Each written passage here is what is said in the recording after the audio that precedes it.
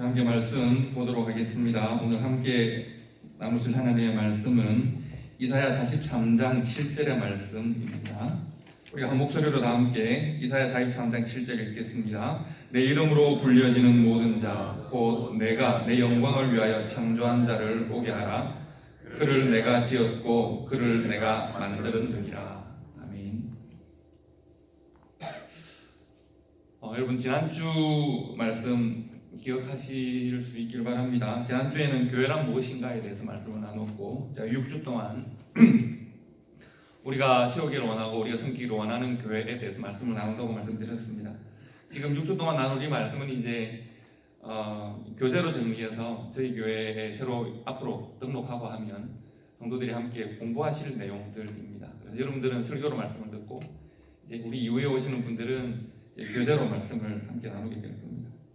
지난주에 제가 교회는 네 가지로 정리할 수 있다고 말씀드렸습니다. 다 같이 한번 읽어보실까요? 첫째, 둘째 하면서 한번 읽어보도록 합시다. 시작. 첫째, 부름받은 백성들이 모임입니다. 두 번째, 예수 그리스도의 이름으로 부르는 사람들의 모임입니다. 셋째, 교회는 복음으로 말미암아 변화되어 가는 사람들의 모임입니다. 넷째, 교회는 세상으로 보내심을 받은 제자들의 모임입니다. 이렇게 정리할 수 있습니다.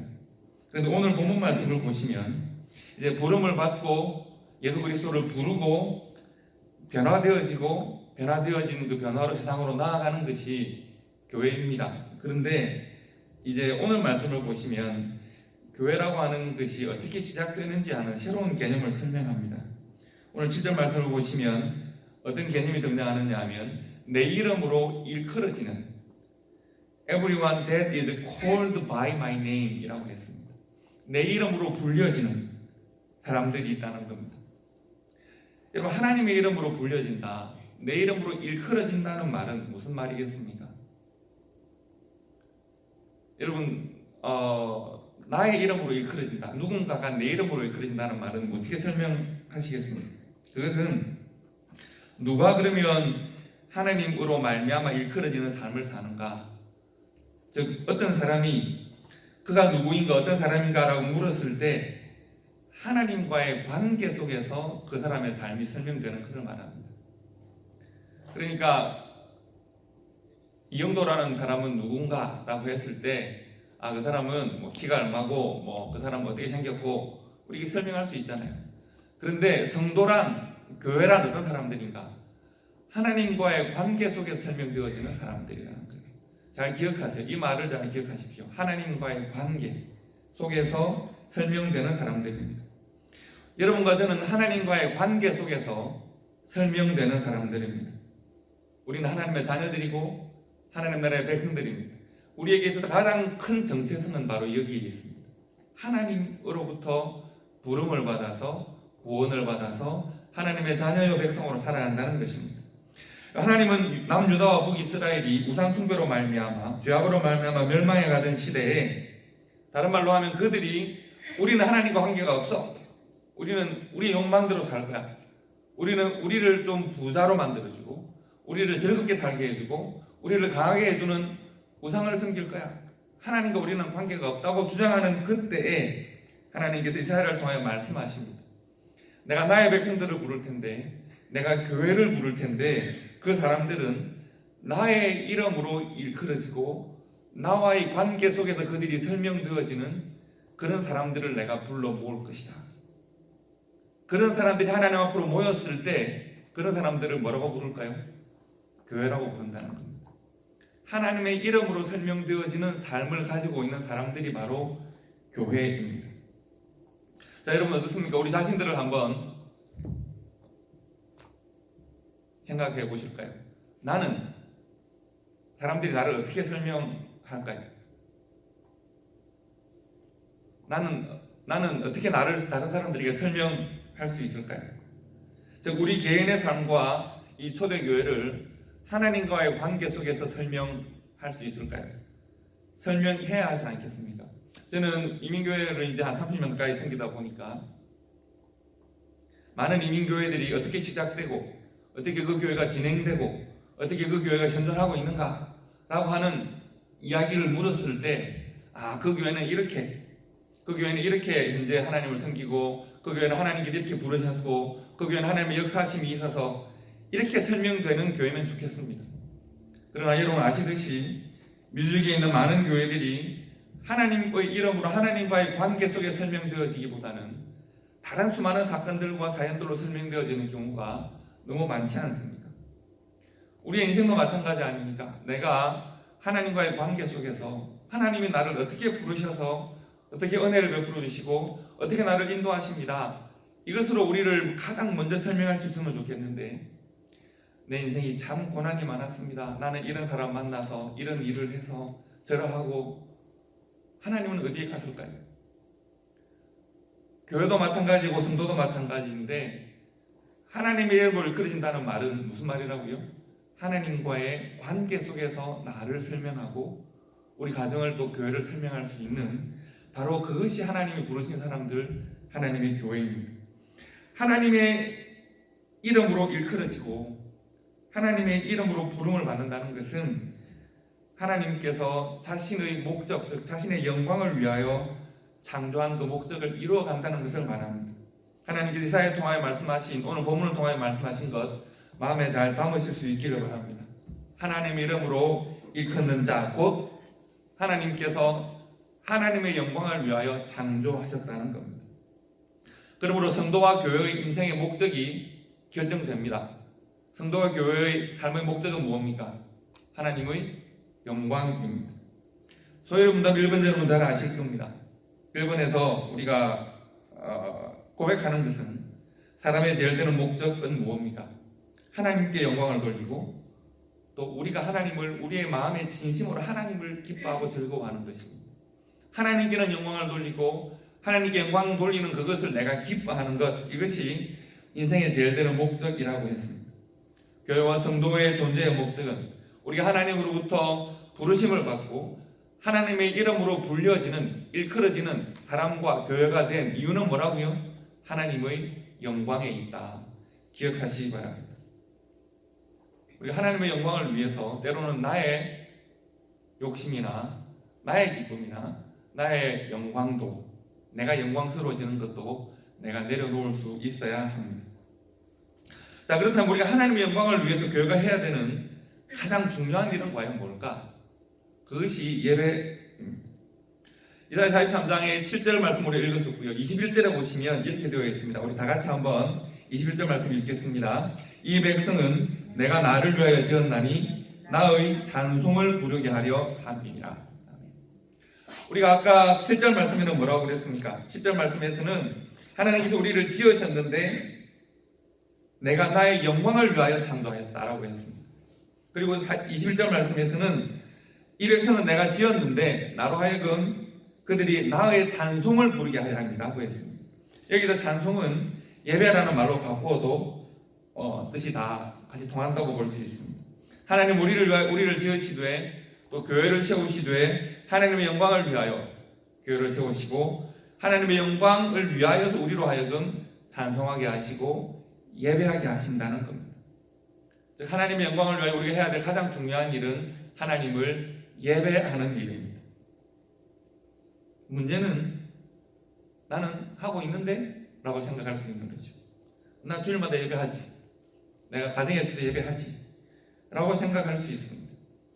나는 정기적으로 예배를 하고 있는데 그러면 나는 다 됐을까요?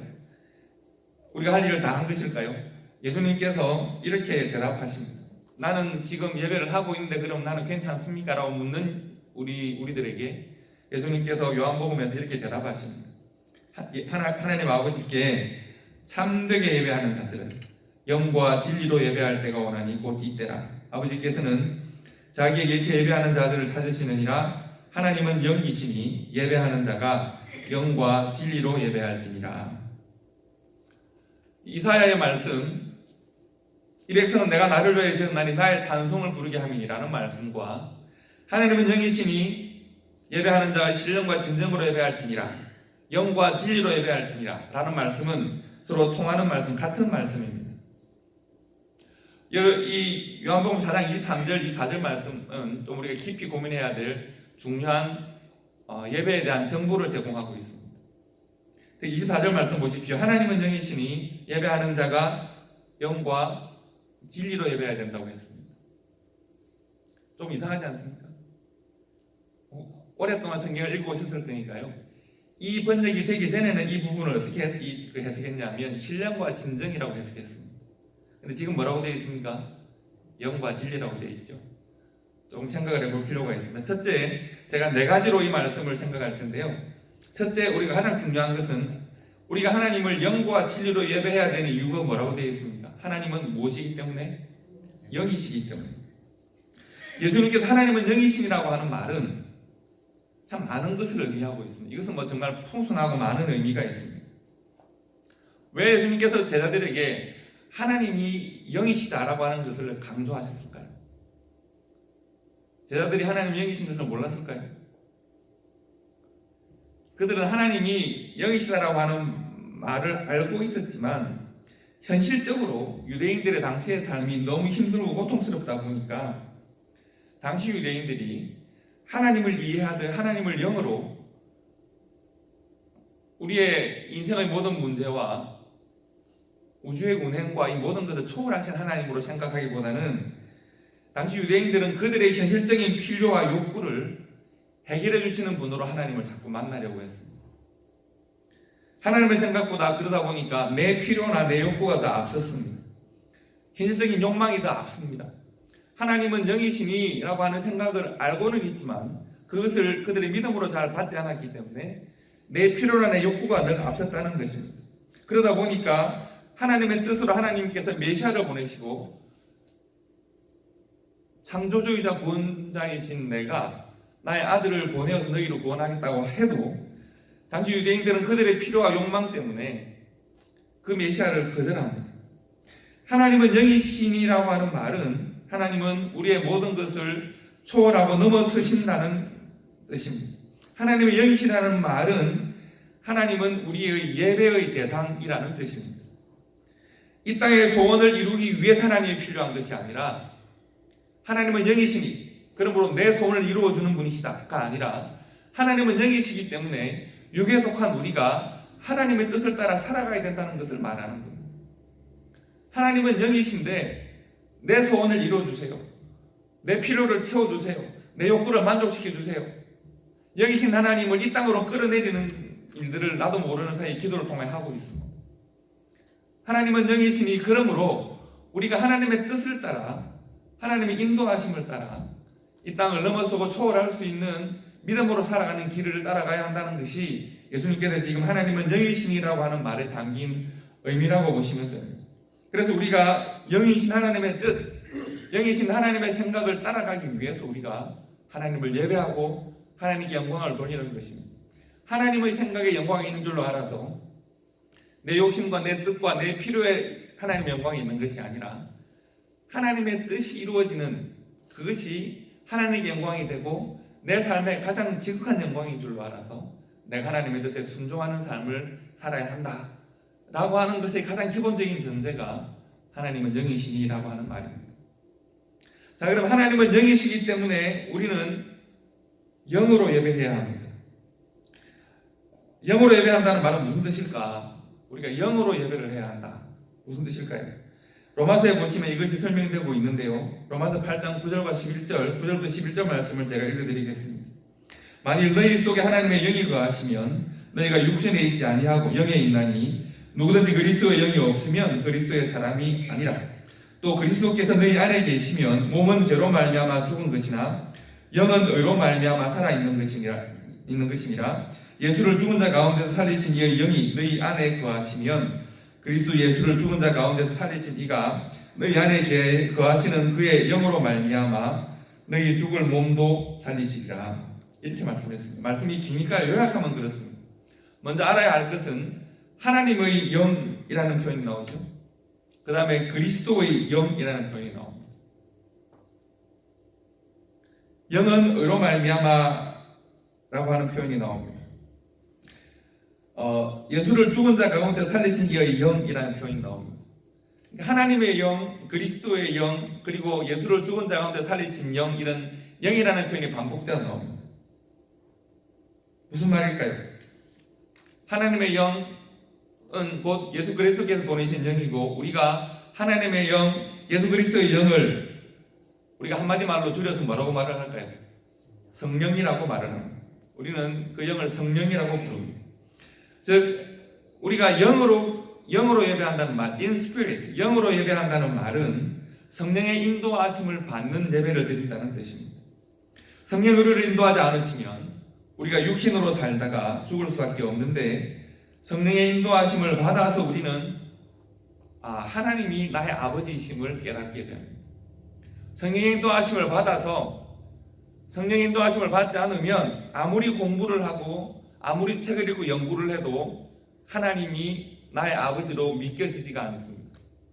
근데 성령의 인도하심을 받으면 어린 아이라도 하나님을 아버지라고 고백할 수 있습니다. 왜요? 성령 하나님 우리를 인도하시고 우리가 성령 안에서 in spirit 하나님의 영 안에서 우리가 하나님을 만날 수 있기 때문에 그렇습니다. 그래서 로마서 8장 14절 15절을 보시면 무릇 하나님의 영으로 인도함을 받는 사람은 곧 하나님의 뭐라고요? 아들이 됩니다. 너희는 다시 무서워하는 종의 영을 받지 아니하고 양자의 영을 받았으므로 우리가 하나님을 뭐라고 부른다고요? 아빠, 아버지라고 부르짖는다는 겁니다. 성령이 아니면 우리가 하나님을 아버지라고 부를 수 없습니다. 성령이 아니면 우리가 하나님이 믿어지지 않습니다. 그런데 우리가 왜 하나님을 우리의 아버지라고 부르고 창조주라고 부르고 하나님을 예배할 수 있는가? 하나님을 구원자로 예배할 수 있는가 하면 성령 하나님께서 우리를 품으셨기 때문에 그렇습니다. 우리의 능력이나 우리의 자격이나 우리의 어떤 지식이 아니라 성령 하나님이 in spirit, 성령 하나님이 우리를 품으셨기 때문에.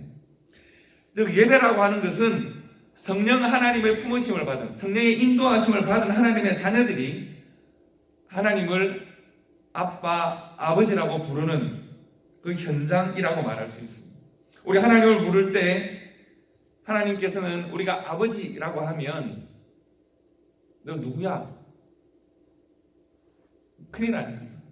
그런데 하나님께서 성령 하나님께서 우리를 이미 품으셨기 때문에 우리가 아버지, 눈물 흘리면서 때로는 기뻐하면서 아버지 했을 때 하나님 아버지께서 우리를 이 예배를 통하여 품어주시고 나의 아들아 라고 말씀하시는 겁니다.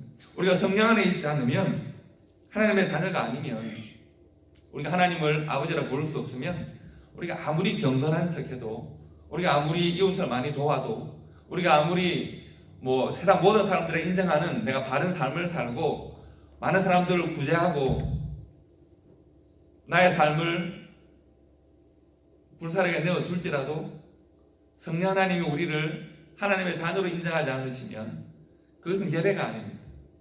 그것은 사랑이 아닌 것처럼 그것은 예배가 아닙니다. 그러나 우리가 부족하고 못나도 우리가 하나님이 우리의 아버지이심을 고백하면서 아버지라고 부르는 그 현장이 예배의 현장입니다. 왜 우리가 in spirit 우리가 하나님을 예배해야 되는지 아시겠습니까? 그래야 우리가 하나님과 우리의 관계가 확인되는 겁니다. 제가 말씀드리다 보니 생각나는 것이 하나 있는데 제가 어릴 때 해운대 살았거든요. 해운대에 보면 지금은 너무 많이 변했던데 해운대 전에는 해수욕장으로 들어가는 흰 장로가 길게 있었어요. 그건 이제 그 주변으로 관광객들이 많이 오고 하니까 가게들이 쭉 이렇게 있었는데 어릴 때 그 해운대 역전교회 제가 목사님 아들인데 늘 가난했잖아요. 그래서 늘 뭐가 궁금한 그런 아이였는데 아무런 그 동네를 이렇게 돌아 나오는데 보니까 저기 어느 한 가게 앞으로 우리 엄마가 우리 어머니가 작은 형의 손을 잡고 가게로 들어가시는 거예요. 그래서 제가 어릴 때 저는 늘 제가 좀 사랑이 부족하다고 생각했기 때문에 우리 어머니가 입는 그 몸빼라고 아시죠? 이렇게 그런 바지 있잖아요. 몸빼와 어머니가 입는 그 셔츠를 입으시고 제가 형을 데리고 가는 거예요. 가게로 가는 거예요. 그래서 제가 제 생각에 100m 좀 떨어진 먼 데서 그걸 발견하고 엄마 나는 하고 뛰어갔거든요. 엄마 나는 말 뒤에 뭐가 숨어 있어요? 왜 나는 안 사주고 형만 사주고 엄마는 쪼쪼 이런 이야기가 막 숨어 있는 거죠. 엄마 나는 하고는 쫓아가서 형 손하고 엄마 손을 딱 잡아서 딱 봤는데 우리 엄마가 아닌 거예요. 엄마 나는 딱 봤는데 엄마가 아닌 거예요. 그래서 제가 그 짧은 순간이 지금부터 한 50년 전일 텐데 잊혀지지가 않아요. 얼마나 충격적인 순간이었는지, 얼마나 부끄럽고 미안하든지. 우리 엄마 아닌데 엄마 부르면 어떻게 돼요?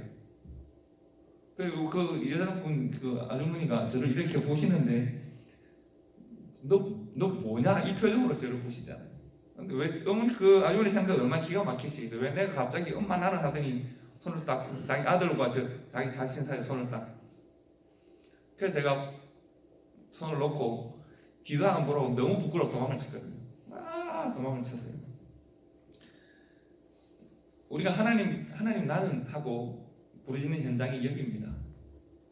만약 우리가 하나님, 내 인생이 왜 이렇게 힘들고 어렵습니까? 성령 하나님 우리를 품지 않으시면 우리의 기도는 기도가 아니고 우리 예배는 예배가 아닙니다. 하나님이 우리를 품으시고 우리를 아들로 인정하시고 하나님의 영으로 인도함을 받는 사람이 하나님의 아들이고, 그러므로 우리가 하나님을 아버지라 부를 수 있거든요. 그래서 성령 안에서 예배해야 하는 것입니다. 두 번째는 우리가 하나님께 예배할 때 진리로 예배해야 합니다. 아까 제가 말씀드린 대로 이 부분에 성경 해석해서 성경 번역에서 좀 오해가 있었습니다. 한국교회 오랫동안 오해한 것이 있습니다. 한데 여러분, 제가 아까 말씀드린 대로 우리가 이 부분을 신령과 진정으로 예배해야 된다고 우리가 늘 번역을 했습니다. 신령과 진정으로라고 하는 말은 굳이 번역을 하자면 spiritually and sincerely 정도로 번역할 수 있습니다. 그러니까 아주 영적으로 진심을 다해서 최선을 다해서 진정한 마음으로 이렇게 우리가 이해할 수 있습니다. 그렇게 많이 말씀을 들어왔습니다. 그런데 헬라 원문을 자세히 살펴보면 spiritually and sincerely가 아니라 영 안에서 진리 안에서입니다. 그래서 우리가 개정 성경에는 뭐라고 되어 있습니까? 신령과 진정으로가 아니라 영과 진리 안에서라고 되어 있습니다. In spirit and in truth라고 되어 있습니다. 여러분, 내가 신령과 진정으로 예배하면 하나님이 받으실까요? 잘 생각해 보십시오. 여러분, 무당들이 얼마나 최선을 다해서 자신의 몸신을 섬기는지 아십니까? 몸을 상하고 굶고 하는 것은 예사도 아닙니다. 여러분, 갈멜산에서 엘리야와 대결했던 바알의 선지자들이 어떻게 했습니까? 옷을 찢고 몸을 칼로 해하면서 신이 임하여 달라고 간구했습니다. 여러분, 예루살렘 성전에 제사가 끊어진 일이 없습니다. 하나님께서 이스라엘과 유다 말기에 뭐라고 말씀하십니까? 너희들이 드리는 제사의 연기와 기름 타는 냄새에 내가 너무 지치고 너무 진절머리가 난다.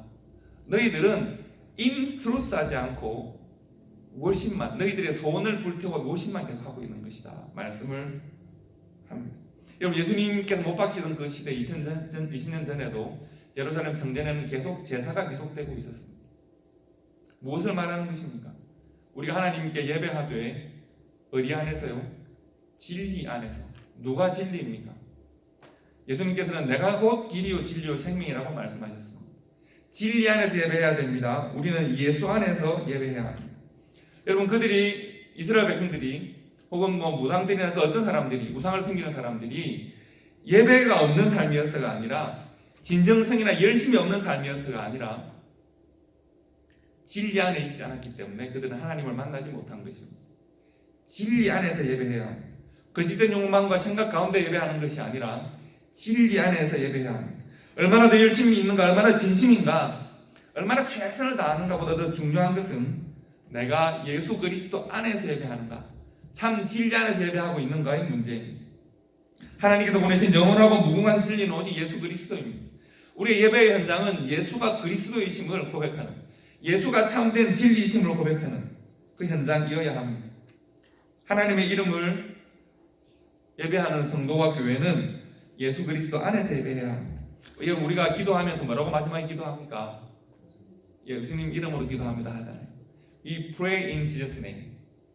We pray in Jesus' name이라고 기도하는 이유가 바로 여기에 있습니다. 우리의 기도가 예수 그리스도 안에 있어야 합니다. 우리의 믿음이 예수 그리스도 안에 있어야 합니다. 예수 그리스도 밖에서 내가 아무리 불러도 아들의 영이 아니면 우리가 어떻게 하나님을 아버지라고 부를 수 있겠습니까? 그러므로 우리는 예수 그리스도 안에서, 진리 안에서 예배해야 합니다. 예배는, 참된 예배는 성령의 인도하심 가운데 예수 그리스도를 믿는 믿음 안에서 예배하는 것이 참된 예배입니다. 여러분 예배에 대해서 하나 더 생각할 것이 있습니다. 여러분 혹시 눈치채셨는지 모르겠는데 제가 지금 강조하고 있는 것이 하나 있습니다. 예배 이야기를 하면서 강조하고 있는 것. 자 보십시오. 예배는 누구에게 드리는 것입니까? 영이신 하나님께 드리는 겁니다. 그런데 예배는 누구의 인도하심을 받아야 한다고 그랬습니까? In spirit. 그 다음에 또 in truth. 예수 그리스도 안에서입니다. 하나님께 예배합니다. 성령의 인도하심 가운데 예배하고 예수 그리스도 안에서 예배합니다. 성부와 성자와 성령 안에서 함께 예배하는 것이 참된 예배입니다. 즉 예배라고 하는 것은 과연 뭔가? 예배는 삼위일체 하나님 안에 그 안에 우리가 있다는 것을, 우리가 하나님의 자녀라는 것을, 하나님이 우리의 아버지라고 하는 것을 확인하고 다시 한번 우리가 생각하고 다시 한번 우리의 마음에 도장을 찍는 그런 과정이 예배입니다. 예수 그리스도의 십자가로 맺어진 새로운 관계, 어떤 관계입니까? 우리가 하나님의 아들이요 성령 하나님과 동행하는 하나님의 백성들이고 예수 그리스도와 함께하는 십자가의 피로 구원받은 하나님의 백성이다라고 하는 이 새로운 관계, 새로운 관계를 확인하는 과정이 예배입니다. 왜 우리가 정기적으로 모여 예배해야 하는가? 이 관계를 우리가 잘 잊어버리거든요. 세상의 유혹과 시험이 우리의 믿음과 생각을 흐트러버리기 때문에 하나님이 우리를 불러주시고 성령이 인도하시고 진리로 붙들어 주셔서 우리가 이 세상을 살지만 우리는 하나님과 관계된 사람들이야. 우리는 하나님의 이름으로 불리는 사람들이야. 우리는 성령으로 인도함을 받는 사람들이야. 우리는 예수로 말미암아 새롭게 된 사람들이야 라고 하는 것을 끊임없이 우리의 새로운 관계를 확인시켜주는 자리가 예배의 자리입니다. 이 세상에 살지만 영과 진리 안에서 하나님의 자녀로 살아가고 있음을 다시 한번 확인받고 다시 한번 우리가 서로 나누고 증명할 때 그것이 하나님의 기쁨이 되고 하나님의 영광이 됩니다. 그러므로 예배를 통해서 자기 만족을 얻으려고 하는 것은 어리석은 일입니다. 예배는 누구를 위한 것입니까? 하나님께 영광을 돌리기 위한 것이고 그리고 하나님께 영광을 돌릴 때 내가 기쁨이 되는 것입니다. 사람의 제일 되는 목적은 하나님께 영광을 돌리고 하나님께 영광을 돌리는 삶을 내가 기뻐하는 것. 그것이 사람의 제일 되는 목적이자 교회의 제일 되는 목적입니다. 여러분 오늘 말씀을 잘 기억하시기 바랍니다. 좋은 예배, 참된 예배는 하나님과 우리의 관계를 확인하는 예배입니다. 우리가 삼위 하나님 안에 있음을 확인하는 예배입니다. 그러므로 내가 하나님과 관계를 확인한다고 할 때 6일 동안 하나님과 아무런 관계없는 삶을 살다가 7일째 되는 날 예배하라고 했으니까 이런 방식의 예배를 하나님께서는 기뻐하지 않으십니다. 우리가 어떤 삶을 살고 어떤 예배를 드려야 하는가? 로마서 12장 1절에서 분명하게 말씀하십니다. 그러므로 형제들아 내가 하나님의 모든 자비하심으로 너희를 권하노니 너희 몸을 하나님이 기뻐하시는 거룩한 산 제물로 드리라. 이는 너희가 드릴 어떤 예배라고요? 영적인 예배다. 이 영적이라는 말을 여러분 잘 기억하십시오. 제가 아까 기억하라는 말 어떤 단어가 또 있었습니까? 이 말 기억하십시오. 철교에 처음에 말씀드렸는데 관계라는 말을 제가 말씀드렸습니다. 예배는 관계적입니다. 예배는 하나님과의 관계가 없으면 예배할 수 없습니다. 하나님 이름으로 불러진다는 것은 우리가 하나님과 관계되어졌다는 뜻이라고 했습니다. 그리고 오늘 보시면 영적 예배라고 했습니다. 영적 예배라고 하는 말은 무슨 말인가 하면 우리가 삼위 하나님과의 진실된 관계 속에서 드리는 예배를 말합니다. 영적이라는 말은 관계적이라는 말입니다. 이렇게 보시면 됩니다. 아담의 시대에 하나님과 아담 사이가 아무런 문제가 없을 때, 은혜 가운데만 있을 때 관계에 은혜가 넘치죠. 날마다 기쁨이 있고 감사함이 있습니다. 그런데 죄가 관계 속에 들어오면 하나님과 사람의 관계가 단절됩니다. 죄가 하나님과 사람 사이에 들어왔을 때 관계가 단절되면서 뭐가 단절될까요? 예배도 단절됩니다. 오랫동안 인류는 예배 없는 삶을 살 수밖에 없었습니다. 그래서 참된 예배가 아닌 예수 그리스도의 대속의 피를 상징하는 제사를 계속 드려왔잖아요. 그리고 예수님께서는 이제 자신을 하나님이신 자신의 죽음을 사람을 위하여 하심으로 관계를 회복시키시고 온전한 예배를 회복시키십니다. 예수의 은혜가 없는 예배가 없고 성령의 도우심이 없는 예배가 없습니다. 그래서 우리는 성부성자 성령의 관계 속에서 참되고 거룩한 예배를 드릴 수 있습니다. 영적이라는 말을 관계적으로 이해하셔야 합니다. 영성은 관계성입니다. 하나님과의 관계가 우리의 영성의 핵심이다.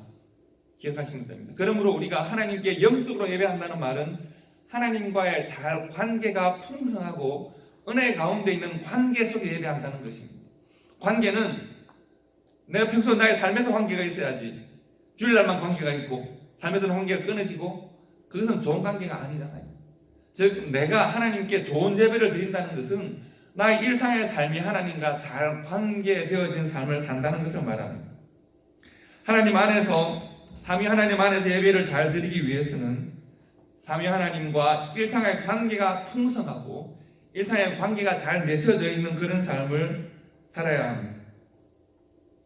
그래서 우리가 오늘 로마서 10장 1절에 말씀하시는 것처럼 우리가 드릴 영적 예배, 우리의 삶을 하나님이 기뻐하시는 거룩한 산 제물로 드리는 그런 하나님과 좋은 관계 속에 있을 때 우리가 하나님께 좋은 예배를 드릴 수 있다라고 하는 것입니다. 여러분 영성이라는 말을 조금만 더 설명드리면 우리가 영적이라고 하는 말을 영적 감성과 혼돈할 때가 있습니다. 영적이다, 영성이 풍부하다. 영적 감성은 있을 수 있습니다. 즉 내가 때로는 은혜를 많이 받는 것 같고 때로는 내가 막 영적으로 너무 풍성한 것 같은 느낌을 받을 때가 있습니다.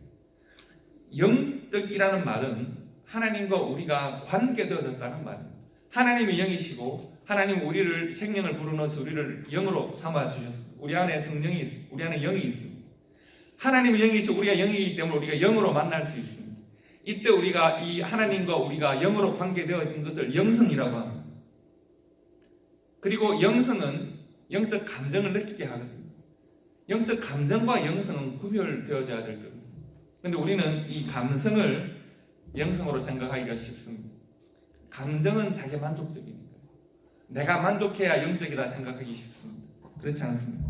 하나님과의 관계가 중요합니다. 때로는 우리 사람들의 관계도 생각해 보십시오. 내가 때로는 내 부모에게, 내 아내에게, 남편에게, 내 자녀에게 때로는 감정이 상할 때가 있잖아요. 감정이 좋지 않을 때가 있죠. 관계가 변합니까? 관계는 변하지 않습니다. 관계는 그대로이지만 때로는 감정이 좋거나 때로는 감정이 상할 때가 있는 것처럼 하나님과의 관계는 변치 않습니다. 우리를 자녀로 불러주셨고 우리가 하나님을 아버지라 부르고 때문에 우리가 예배할 수 있습니다. 때로는 그 예배에 나의 감정이, 영적 감정이 충만할 수 있고 때로는 영적 감정이 때로는 상할 수도 있습니다. 그러나 우리가 집중해야 되는 것은 나의 영적 감성이 아니라 뭐라고요? 관계 자체에 집중하셔야 합니다. 하나님과의 관계가 우리의 예배의 핵심이다. 그러므로 하나님 안에서 하나님과 교통하는 참 좋은 예배를 드리는 교회는 날마다 예수 그리스도와 관계된 삶을 살아가는 성도들이 모이는 교회다. 이것을 마음에 잘 담으시면 좋겠습니다. 좋은 예배는 예배의 형식이나 예배의 분위기나 예배에 대한 감정에 있는 것이 아니라 좋은 예배는 우리가 살아가는 삶에 관계되어져 있습니다. 우리의 삶이 삼위 하나님과 잘 관련되어져 있는가? 우리의 삶이 하나님 안에 있는가? 진리 안에 있는가? 예수 그리스도의 십자가 안에 있는가를 우리가 살펴보셔야 합니다. 그런 사람들이 모여서 삶을 나누고 하나님의 역사하심을 나누고 하나님께 영광을 돌릴 때 그 예배를 하나님께서 기뻐 받으시는 것입니다. 성도는 오늘 두 번째 교회에 대한 말씀을 나누는 시간, 말씀의 제목은 예배하는 사람들입니다. 하나님을 예배하는 사람들, 우리를 하나님을 예배하는 사람으로 불러주신 것이 얼마나 감사한 일인지 모릅니다. 다른 말로 하면 하나님께서는 나를 하나님과 관계된 사람으로 불러주셨다는 겁니다. 내 이 미천한 인생을 설명할 때 창조주이자 구원자이신 하나님의 이름으로 감히 나를 설명할 수 있는 기회를 주신다. 얼마나 이것이 감사한 일입니다. 이 미천한 우주 가운데 먼지보다 작은 나의 이 한 짧은 인생을 설명할 때 이 온 우주 만물을 지으신 창조주이시고 죄의 소리를 구원하신 하나님의 이름으로 나를 설명할 수 있는 기회를 주셨다. 참 이것은 놀랍고도 감사한 일입니다. 감히 내가 하나님의 이름을 가져와서 나를 설명하는 것입니다. 이 감사함을, 하나님과 나의 관계가 바로 이러함을 고백하고 기뻐하고 감사하는 현장이 우리의 예배 현장이 될 수 있기를 바랍니다. 날마다 6일 동안 하나님과 함께 했던, 하나님이 우리를 인도하셨고 우리가 하나님 안에 있었던 그 놀라운 일들을 고백하고 감사하고 영광 돌리는 예배 현장이 될 수 있기를 바랍니다. 그래서 우리 초대교회는 하나님께 참 좋은 예배를 드리는, 하나님과 잘 관계된 삶을 살고 참 좋은 예배로 영광 돌리는 우리 귀한 사바나 초대교회 될 수 있기를 주님의 이름으로 축복합니다. 기도하겠습니다.